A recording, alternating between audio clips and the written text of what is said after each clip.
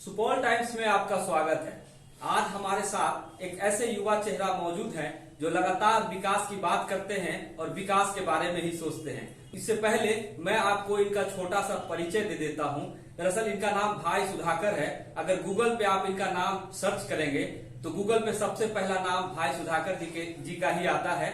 और एक बात और बता दूं, ये रचना चक्र के संयोजक हैं और इनके बारे में कहा जाता है कि जब भी कोई युवा इनके पास जाता है और विकास की बात करता है तो उन्हें वो अपने गले से लगा लेते हैं। चलिए, आपका बहुत बहुत स्वागत है सुधाकर सर। ये आपके तमाम दर्शकों का भी कोर्स का स्वागत है, अभिनंदन। ये आपके बारे में ये कहा जाता है कि आप बिहार को विकास की सबसे ऊपरी मंजिल पर देखना चाहते हैं। यह जरूरत भी है, बिहार का यह नीड है। भारत की आजादी से लेकर अब तक मैं आपको छोटा सा आपके चैनल के माध्यम से जिस क्षेत्र से हम आते हैं इसको रिमोट एरिया कहा जाता है। बिहार में भारत की आजादी के लिए से अब तक आजाद हुए इतना साल हो गया। और आप मानसी जो कोसी का जो हमारा एरिया है जहाँ हम भी पैदा हुए हैं, यह जो एरिया है इसमें अभी भी ऐसे जगह है जहाँ प्रेग्नेंट लेडी को अस्पताल बाइक से ले जाया जाता है। वहां पे जो सड़क का मार्ग ही नहीं है। आप धमारा के एरिया में चले जाएंगे, ये सब हमारे एरिया में आता है, बनी कोसी के क्षेत्र में आता है। वहां आज के समय में किसी प्रेग्नेंट लेडी को बख्तियारपुर अस्पताल अगर किसी को आना है तो उसको एक रेल ओवरब्रिज है टूटा हुआ है जिसमें घटना हुई थी, उसी को लोग रिपेयर करके और बाइक से ले जाना होता है। तो विडंबना है यह हमारे राज्य की कि आजादी के बाद से लेकर अब तक हम लोगों ने जिस व्यापक रूप से और स्टेट का डेवलप हुआ है, हमारा स्टेट का डेवलप नहीं हुआ है। जी, तो बिहार का डेवलपमेंट, बिहार में अभी भी विकास की जरूरत है।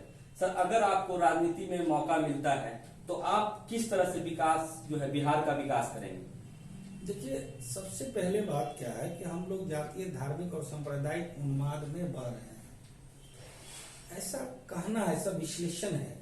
अभी देखिए कि बिहार में, मैं नाम नहीं लेना चाहूंगा चैनल के माध्यम से, हर जाति धर्म का एक कॉन्ट्रैक्टर बैठा हुआ। अब बताइए, चिराग पासवान जी, मेरा कोई राजनीतिक प्रतिद्वंदिता नहीं है, वह कहते हैं बिहार फर्स्ट और बिहारी फर्स्ट। चिराग पासवान जी बिहार के किस सरकारी विद्यालय में पढ़े हैं, जरा हमको बताते।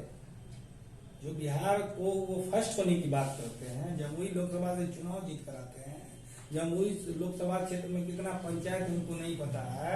वह व्यक्ति सरकारी विद्यालय में मिड डे मील जो अब जो चल रहा है, और पहले चिराग पासवान जी को पता है कि पहले स्कूल में जब हम लोग पढ़ाई करते थे सरकारी विद्यालय में, तो अपने घर से अपना बोरा लेकर जाते थे और बोरा लेकर जाते थे, बिछा कर पढ़ते थे, ठीक। और सैटरडे को टेबुल बजाते थे, गोष्ठी होता था, सर लोग कहते थे गोष्ठी है, और टेबुल बजाते थे, उसमें अपना कला का प्रदर्शन करता था सर। वह व्यक्ति जो पढ़ाई बिहार और भारत से बाहर किया, वह बिहार की वेदना समझ रहा है। आप यह बताइए, पैर का जो हड्डी का जो डॉक्टर है, क्या वह हार्ट का ऑपरेशन कर सकता है? जी बिल्कुल नहीं कर सकता। तो हार्ट का डॉक्टर का जरूरी है, यहाँ हड्डी का बीमारी हड्डी डॉक्टर की जरूरी है कि वह जो विदेश में आए या फिल्म में नाचे, मैं उनके टैलेंट का कदर करता हूँ, उनका अपोज नहीं है, परंतु बिहार फर्स्ट, बिहारी फर्स्ट कह के, और जो भी हमारे युवा साथी और बिहार के लोग उनकी इस बात में आ रहे हैं, तो आप समझ जाइए कि आप फिर एक गलत वे में जा रहे हैं। पिछले 70 साल से क्या डेवलप हुआ है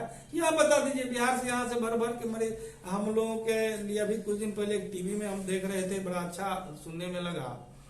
जनता दल यूनाइटेड के प्रवक्ता महोदय हैं नीरज जी, MLC साहब, बोल रहे थे कि बिहार को, वो बोल रहे थे या कोई और बोल रहे थे, सॉरी, वो बोल रहे थे कि बिहार को मजदूर राज कहा जाता है, कि यहाँ से पंजाब भेजिए, दिल्ली भेजिए, मद्रास भेजिए, चेन्नई भेजिए, उसके अलावा क्या बचा बिहार में?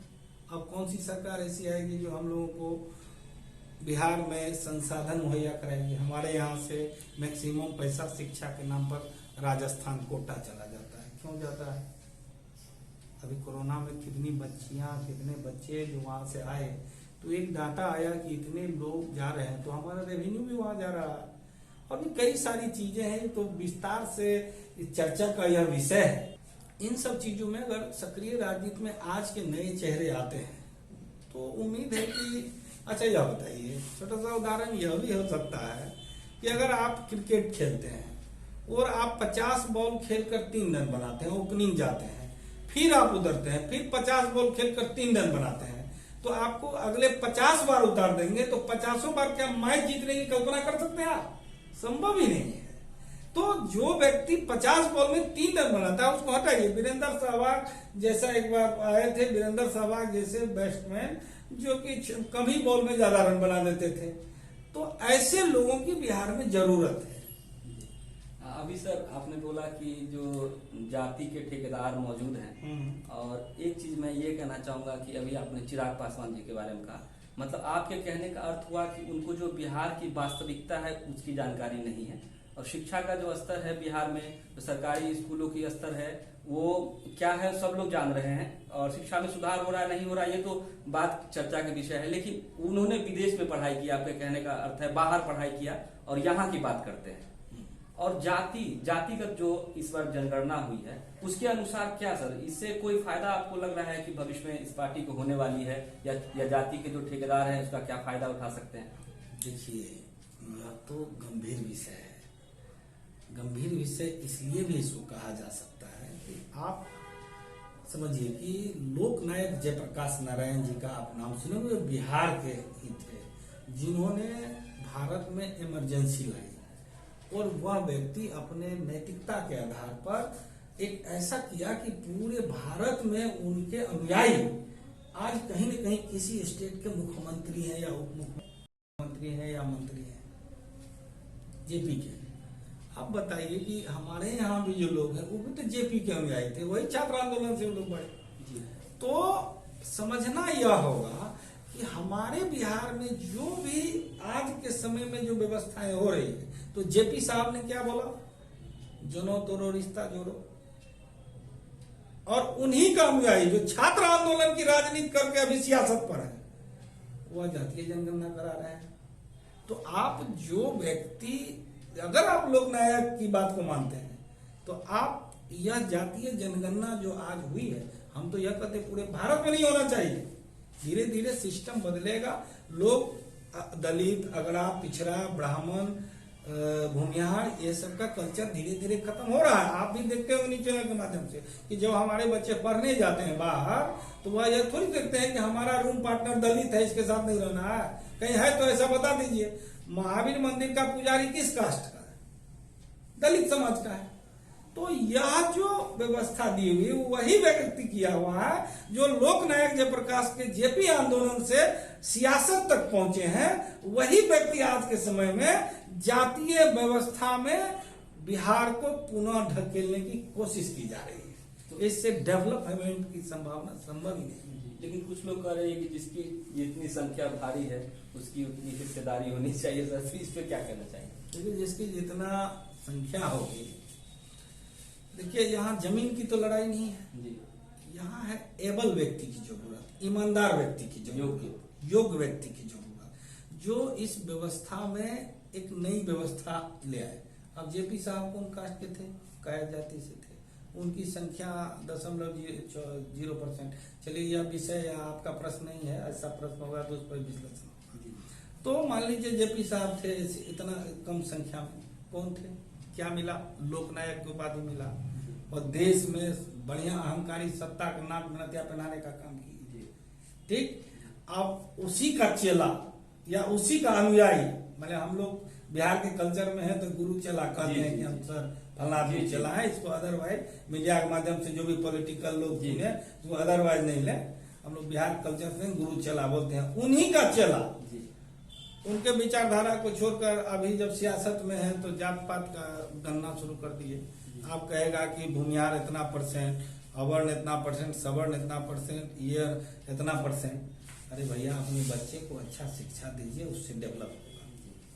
जेपी को अगर मानते हैं तो जेपी के विचारधारा पर चलने की कोशिश कीजिए, वरना क्या जरूरत है लोकनायक जयंती के जन्मदिन पर आप लोग जाके वहां माला पहना देते हैं। विचारधारा तो उससे मिलती नहीं है आपकी। मतलब जात पात में बांटने से अच्छा है कि बच्चों को अच्छी शिक्षा दी जाए, अच्छा इंसान बना जाए, यही कहना चाहिए। जरूरत है जी सर, एक सवाल ये भी है कि आप समाज सेवा से जुड़े रहे हैं बहुत सारे ऐसे समाज सेवी हैं जो समाज सेवा करते हुए राजनीति में आए, राजनीति में अच्छा भी किए। तो सर, अगर आपको इस तरह का अवसर मिलता है तो कहाँ तक जाना चाहेंगे और किस जगह से चुनाव लड़ना चाहेंगे? देखिए, यह तो जनता के मन पर है। बिहार में 534 प्रखंड है, 8474 पंचायत है। अभी प्रशांत किशोर जी भी गांव गांव घूम रहे हैं, उनका अपना एजेंडा आइडियोलॉजी है। मूलभूत आवश्यकता की बात अगर आप करते हैं तो आदमी, आप किसी जात का रहिएगा, जनता आपको समर्थन करेगी ही करेगी। ठीक है, तो पूरे बिहार में जो हमारे लोग हैं, जो हमसे जुड़े हैं, जो हमको जानते हैं, वो सब आदमी की इच्छा है कि हम संसदीय राजनीति में आए। और कहां से होना है, यह तो भविष्य के गर्भ में है, यह तो भविष्य के गर्भ में है। और हमको कहा जाना है, यह भी भविष्य के गर्भ में है कि हम नैतिकता के साथ समझौता अगर हमारे जैसा युवा करेगा तो फिर बिहार काल के गाल में समाया हुआ भी है, संभव ही नहीं है इसका डेवलप होना। तो सर, चुनाव अगर आप लड़ना चाहते हैं, अगर आपको मौका दिया जाए, या खुद किस सीट से लड़कर डेवलपमेंट करेंगे? वो तो जब मौका मिलेगा, जहां से लगेगा लोगों को और जहां से हमारे जनता का ज्यादा जोर होगा, हम वहीं जाएंगे। सर, पटना से लड़ना चाहेंगे? ऐसा नहीं है, लेकिन पटना में हमारे जो लोग हैं वह ज्यादा ये कर रहे हैं। अभी हमारे साथ भी, भैया आप यहाँ से चुनाव लड़िए, हम लोगों को नए नेतृत्व की जरूरत है। पटना में नए नेतृत्व की जरूरत है। लोगों का कहना है ऐसा कि यहाँ से जो नेता है वो जाकर दिल्ली बढ़ जाते हैं। अच्छा। चुनाव में आते हैं, जी। पूजा के दिन अगरबत्ती घुमाते हैं, अब पटना में हत्या पर हत्या हो रही है। कहाँ है उनकी जिम्मेदारी? हाल ही में सर, पिछले कुछ जो हमारे वर्तमान सांसद है, बाढ़ वगैरह की स्थिति उत्पन्न हो गई थी पटना। बाढ़ में अब हम आपको पटना साहिब लोकसभा में एक जगह है काला दियारा। जी। काला दियारा में, वो बाढ़ के साइड है, काला दियारा में एक विद्यालय है जिसमें 2 रूम है और 10वीं तक की पढ़ाई होती है। 700 बच्चे हैं, लगभग 700 बच्चे हैं। आपके पास कोई ऐसा घर इस जिला में है कि एक कमरा में 200 लोग को बैठा पाए? इसे सर टाउन हॉल में भी मुश्किल है। तो ऐसी बहुत सारी बातें हैं। लोगों का उनके प्रति समर्थन नहीं है, तो इस वजह से कई सारे जो हमारे पटना साहिब क्षेत्र में जो लोग जुड़े हुए हैं, उनकी यह इच्छा है कि नए नेतृत्व की जरूरत है, अवसरवादी और पैसे वाले की जरूरत नहीं है। वह व्यक्ति की जरूरत है जो गरीब आदमी हो, जो कीचड़ से निकला हो, जो कीचड़ में जिसको चलने की आदत हो। आप वैसा व्यक्ति नहीं हो जो कि यहाँ से जीते दिल्ली जाकर बैठ जाए, आप बड़े बड़े मीडिया चैनल पर सिर्फ बड़ा बड़ा बात विश्लेषण करें। लोगों को उसकी मूलभूत आवश्यकता तक पहुंचाने की जरूरत है। यहाँ क्या है, लोग चुनाव जीत जाते हैं, यहाँ से चले जाते हैं दिल्ली, और दिल्ली में वो राष्ट्र के लीडरशिप एस्टेब्लिश करने में रह जाते हैं। तो कहीं तो कुछ कमेगा। सांसद कैसा होना चाहिए? जो उस लोकसभा के हर बूढ़ी माँ का, हर बच्चे का, हर व्यक्ति को यह लगे कि हमारा कोई नहीं तो सांसद है, हमारे विधायक है, ऐसा लगना चाहिए। तो यहाँ तो है कि जो लोग जीतते हैं, दिल्ली में सरकार व्यवस्था देती है, जाके दिल्ली एस्टेब्लिश हो जाते हैं। एक बार आए, अपना चुनाव लड़े, लोगों का क्या हुआ बात भी करना संभव नहीं। अब शत्रुघ्न सिन्हा भाजपा से जब सांसद थे, तो सांसद प्रतिनिधि कौन था, किसी को पता था क्या? यानी सांसद ये क्षेत्र नहीं रह पा रहे, तो सांसद अपना प्रावधान एक प्रतिनिधित्व दे देते हैं कि क्या हुआ है बताओ जी। अब कि आप बताइए, शत्रुघ्न सिन्हा से मोबाइल पर बात करना संभव था क्या? भाजपा में थे, हम लोग से कोई बात करने की कोशिश नहीं की। बहुत नहीं, लोग ट्राई करते हैं। आपने ठीक है, बहुत लोग ट्राई करते होंगे, आपको नीड नहीं है, आप समाचार पत्रों में है, लेकिन बहुत सारे लोग बात किए, लेकिन बात उनसे या किसी भी बड़े सेलिब्रिटी टाइप लीडर से बात करना तो संभव नहीं। तो जब हम बात नहीं करेंगे, हम आम आदमी, हम आपको वोट देके सदन भी जाते हैं, तो हम क्यों वोट दिए आपको?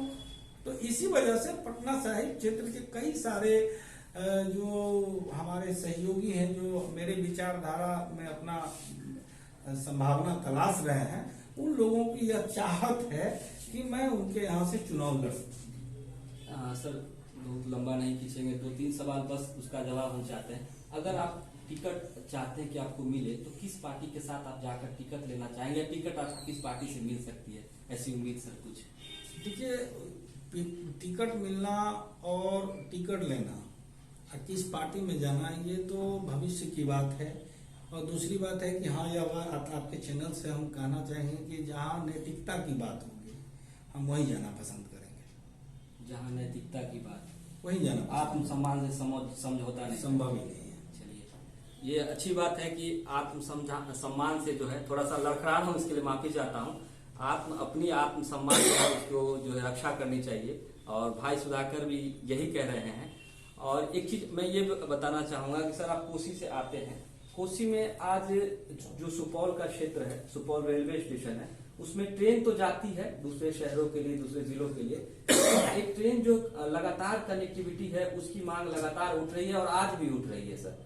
तो इस पे क्या आपको लगता है कि ये ट्रेन, आप इस पे सर अपने अंदाज में क्या मानते हैं? आज हम यहाँ व्यापार संघ के जो अध्यक्ष हैं उन्हीं के नेतृत्व में आज की यहाँ पे पहला धरना प्रदर्शन किया गया। हमारे क्षेत्र की बात है तो हम भी यहाँ आए इसी उद्देश्य को लेकर। देखिए, 1975 इसी क्षेत्र के रेल मंत्री हुआ करते थे, ललित नारायण मिश्रा जी, और वही क्षेत्र आज के डेट में रेल के लिए आंदोलन कर रहा है। तो आप इस रेल को नहीं, सुपौल के जनता को नहीं बुला रहे हैं। आप जो एक जननायक थे, ललित नारायण मिश्रा जी जो ललित ग्राम स्टेशन बनाए, आप वैसे महान छवि के इतिहास को दबाने की का काम कर रहे हैं। क्योंकि यह क्षेत्र 1973 से 75 तक एल.एन. मिश्रा साहब रेल मंत्री हुआ करते थे, कोसी क्षेत्र के और बिहार के प्रबल नेता थे, जन नेता के रूप में वो उभरे हुए थे, मजबूत शख्सियत, मजबूत लोग थे। वैसे जन नेता के क्षेत्र के लोग, गरीब लोग यहाँ से 50 किलोमीटर सफर करके दूसरे जगह जाके वहां पर ट्रेन का प्रतीक्षा करते, मतलब 50 किलोमीटर यहाँ से चल के दूसरे स्टेशन जाना होता है, वहां से उसको दिल्ली, बम्बई या विभिन्न जगह जहां उनको जाना है या राज्य की राजधानी जानी है, वहां के लिए सफर करना होता है। तो ये बड़ी विडंबना का विषय है, उसमें कहीं दो राय नहीं है कि एक मिश्रा साहब का जिला और दूसरा यहाँ से राज्य की राजधानी ही नहीं जाती है तो देश की राजधानी के ट्रेन की कल्पना कैसी है। तो ये बहुत ही दुख का विषय है। मैं धन्यवाद देना चाहता हूँ आपके चैनल के माध्यम से। व्यापार संघ के द्वारा इस आंदोलन की नींव रची गई है, और ये हम आज अपने अभिवादन में कहा था कि आपको जब भी जरूरत लगेगी हम लोग अपने दलबल के साथ इस आंदोलन को मजबूत करेंगे। और हम केंद्र सरकार से भी हम मांग करते हैं कि यहाँ पे जरूरी है कम से कम आप एल.एन. मिश्रा साहब को भी याद करिए कि उन्हीं का जिला है, इसमें विलंब और आंदोलन की जरूरत नहीं है, इसको अविलंब देने की जरूरत है। क्या होगा, बहुत सारी ऐसी ट्रेनें हैं जो आपसे 40 किलोमीटर लगी रहती है, पूंछ इधर ही की तरफ रहता है, उसको 1 घंटा पहले यहाँ से खींच दीजिएगा तो क्या होगा। तो बहुत सारी चीजें ऐसी हैं कि होना चाहिए। मतलब सर इतिहास को देखते हुए इतिहास बनाने का काम कीजिए। एकदम जी। तो एक चीज है, भाई सुधाकर जी हमारे साथ खुलकर अपनी बातों को इन्होंने रखा, और ये युवा हैं और युवा के लिए और देश को भी युवा बनाना चाहते हैं, जवान बनाना चाहते हैं। मेरे दोस्त ने 2 पंक्तियां लिखी थी, तो उस पंक्ति में थी कि तू युवा है, युवा बन, देश की जुवा बन। भाई सुधाकर भी देश की जुवा बनना चाहते हैं, जुमा बनना चाहते हैं, और देश की, बिहार की आवाज को उठाना चाहते हैं, बिहार को आगे बढ़ाना चाहते हैं। सुपौल टाइम्स को अपना समय देने के लिए बहुत बहुत धन्यवाद जी। आपको